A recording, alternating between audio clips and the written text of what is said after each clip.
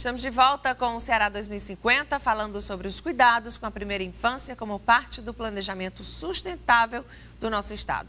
Aqui com a gente o Dr. Sullivan Mota, presidente do IPRED, e a psicóloga Luzia Lafitte, superintendente do Instituto da Infância, o INFAM. Vocês compartilham, então, que resolvendo os problemas das famílias melhora o desenvolvimento infantil. O IPRED começou cuidando só das crianças, hoje a família está lá dentro, né? Porque a família precisa fazer parte dessa mudança, desse acompanhamento. Quando nós começamos a olhar essa criança, na realidade a gente olhava só o peso dessa criança, né? Depois a gente viu que essa criança era um todo, né? E dentro desse todo, o que comandava tinha esse cérebro, e nós tínhamos que trabalhar essa criança dentro do seu desenvolvimento. Essa criança que chega a nós está dentro da primeira infância, a maior parte dentro da primeiríssima infância e um número considerável dentro dos primeiros 1000 dias. E os conhecimentos em paralelo que foram sendo desenvolvidos, os nossos convênios que nós somos também ampliando com Harvard, com Quebec, com Texas. Hoje nós temos pesquisa até com a China, a Universidade, Academia de Ciência da China, e a gente foi vendo a necessidade de trabalhar muito o cérebro dessa criança no seu desenvolvimento. Mas também se fazendo necessário criar outra trajetória, a trajetória da família. Agora, sempre no conceito, na concepção que essa família está abaixo da linha da pobreza, está dentro de uma situação de anormalidade, levando também a um comportamento anormal. Via de regra, a família que chega ao IPRED, o parceiro da mulher não é o pai de todos, ele é o pai do último ou o pai do próximo. E não se sente responsável pelas outras crianças. Então, nós passamos a trabalhar a mulher que é fantástica. Essa mulher que é a pessoa mais sofrida que chega da família, ela não foi desejada, ela recebeu violência durante a sua infância, ela foi violentada sexualmente entre 10 a 14 anos, ela passou a ter um parceiro também que agride no seu cotidiano, mas é ela que, ao ter uma oportunidade, ela agarra essa oportunidade, ela supera, ela eleva-se com seus filhos, faz a sua profissionalização dentro do IPRED, vai para a inclusão produtiva e se transforma. Isso deixa a gente muito feliz, porque cada transformação de um indivíduo, ele transforma 10. E essa transformação é transgeracional, não há retorno mais, né? Então isso deixa a gente muito feliz. Essa transformação que é dada por essas duas trajetórias, que se encontra dentro dessa metodologia que gera vínculo. Gerou vínculo, também não tem como perder mais o vínculo. É daí para frente. O senhor, então, já deve ter presenciado mudanças, né, lindas, digamos assim, na vida dessas crianças que passaram, na vida dessas famílias que mudaram. Eu não sei porquê, e eu sempre me pergunto por que Deus não me deu, pelo menos um pouquinho de sensibilidade para dar expressão literária ao que eu já escutei e o que eu já assisti. Eu gostaria muito que alguém escrevesse, está em aberto. Está feito o convite. Está feito o convite para escrever a história dessas mulheres que têm superações maravilhosas. Eu nem estou falando nas 18 mães que hoje, nesse momento, são mães do IPRED e cursam faculdades. Eu estou falando daquela que é operária, mas uma operária de qualidade, que passa pela escola de profissionalização, que é provedora de sua família, que já não admite sofrer violência para poder ter um pão, né, de sobrevivência. Isso é muito belo, é muito bonito, é muito forte. Agora, doutora Luzia, o momento em que a mulher é mãe também muda, né? O que vai ser a criança, o como é a criança, aquele momento em que você é mãe, a mãe adolescente ou a mãe mais velha, mas isso pode mudar, né? Pode muda, né? Uma mãe adolescente, ela é, o próprio nome diz, ela é adolescente. Ela ainda e às vezes a gente está falando de uma adolescência ainda muito precoce. Nós estamos falando de quase uma púbere, né? Saindo de 10, tem meninas de 10, 11 anos que são mães. E pais, né?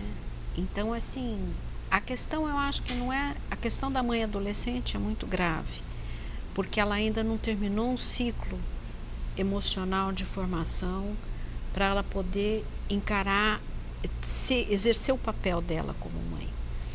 Por outro lado, não é a idade, porque você pode ter pessoas mais velhas que não têm ainda uma preparação para isso. Mas a mãe adolescente, ela interrompe um ciclo. ela interrompe o ciclo do estudo, em primeiro lugar, ela interrompe um ciclo de vida pessoal maior, ela interrompe um ciclo de uma cadeia produtiva, quer dizer, ela não consegue trabalhar, ela é muito nova para entender um processo de maternidade, de maternagem, né? Então, assim, ela não tem uma independência econômica, muitas vezes ela não tem o parceiro, na maioria das vezes ela não tem o parceiro do lado, não tem um companheiro do lado, não tem um apoio, né? Não tem o pai da criança. Então, assim, e às vezes é muito complicado. Nós fizemos uma vez um trabalho aqui na região de Horizonte sobre qual era a motivação para uma adolescente ser mãe, né? O que acontecia. E foi muito interessante, porque elas têm, nesse grupo que nós estudamos, elas tinham todo o conhecimento de como evitar filhos, mas elas tinham a vontade de ter filhos, e elas tinham filhos adolescentes porque elas iam ganhar um outro status dentro da comunidade. E elas iam para uma outra, que elas achavam que elas iriam para uma outra motivação de vida, né? Então era assim, eu vou ter porque eu vou ter uma outra motivação na minha vida, e se deparava com aquilo que ela não tinha depois. Então, assim, a frustração vem em cima de um acontecimento e não antes, né? Então, e é uma vida que ela gerou, é um filho que ela tem, é uma filha que ela tem que cuidar, ela não tem o preparo para aquilo. Não é só, ela não tem apoio emocional também, né? A gente está falando de criança, é uma criança dentro de uma criança. É uma ou seja, criança, enquanto a criança ainda está sendo A criança. Luzia falou muito bem sobre a adolescência, eu queria frisar em cima dessa criança que nasceu. Primeiro, o índice de gravidez na adolescência nem sequer aumentou tanto no Brasil, em alguns pontos até caiu. Agora, o que nos assusta é que aumentou muito, foi na faixa etária de 10 a 14 anos. Quer dizer, exatamente como a Luzia falou, que ela não tem ainda, completou seu ciclo, sua maturidade emocional, biológica, né? É uma criança gerando outra criança, e que ela não tem condições de cuidar dessa criança. Até porque essa criança, filha de adolescente, a probabilidade maior é que ela nasça com muito baixo peso. E essa criança de muito baixo peso, ela nasce prematura e com muito baixo peso. Muito baixo peso precisa ter uma assistência adequada a nível hospitalar, precisa de uma assistência de estimulação precoce. O estado do Ceará, o Brasil como um todo, é raro as cidades que têm isso. O Ceará até também é muito privilegiado nisso, porque tem na capital e tem 19 locais no interior, nas suas regionais administrativas, tem a estimulação. Mas isso deixa a gente muito preocupado. A mãe interrompe a escola. E outra preocupação que dentro da violência também, esse estudo é muito parecido, é com a criminalidade, que também aumentou muito na faixa etária de 10 a 14 anos, tanto o autor como a vítima. Ou seja, essa mulher, essa menina que está tendo filho com 10 a 14 anos, ela tem a possibilidade de se tornar viúva muito cedo e de enterrar seu filho também muito cedo. São as viúvas do tráfico, são chamadas viúvas do tráfico, né? Isso. São chamadas, já estão. Então, essa criança que nasce de uma mãe adolescente, no início da adolescência, é muito preocupante.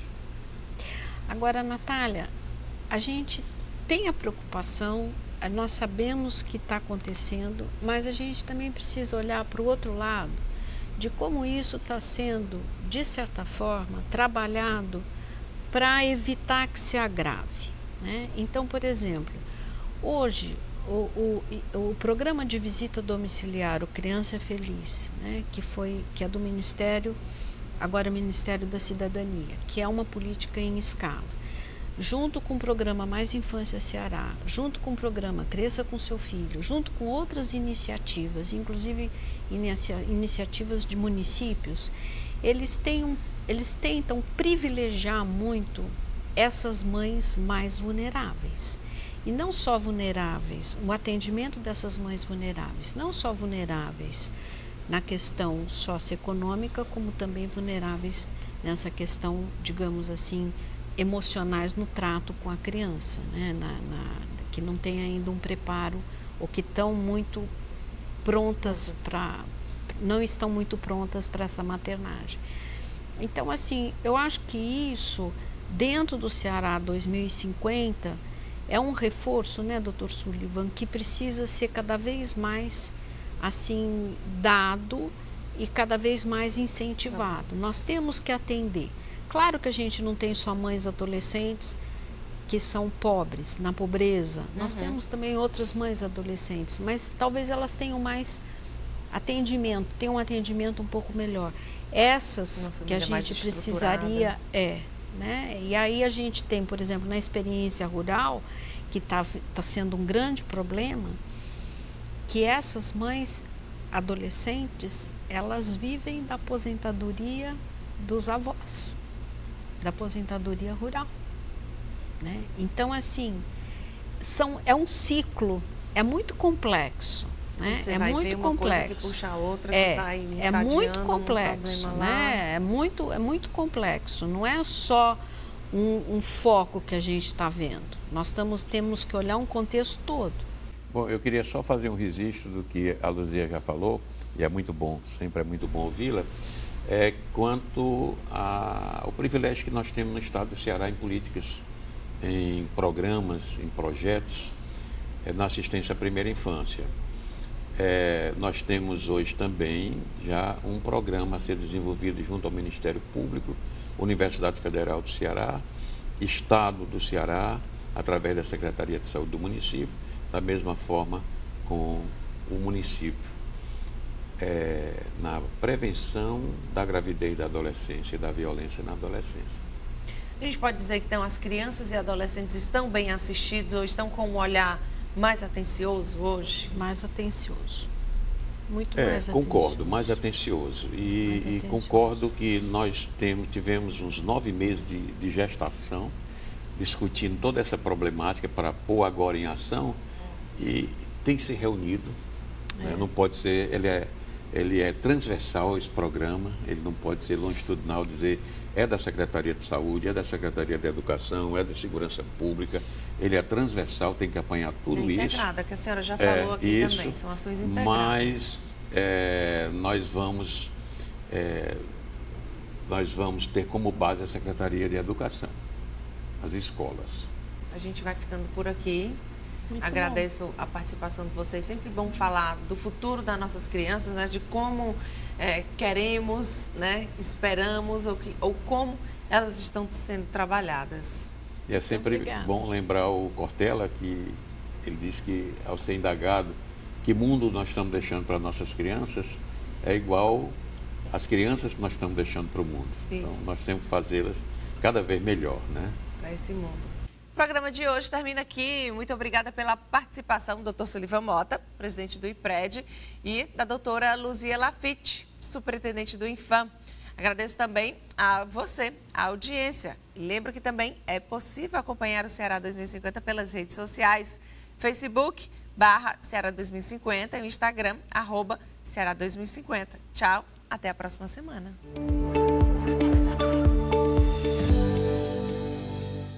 Apoio Cultural Via Direta.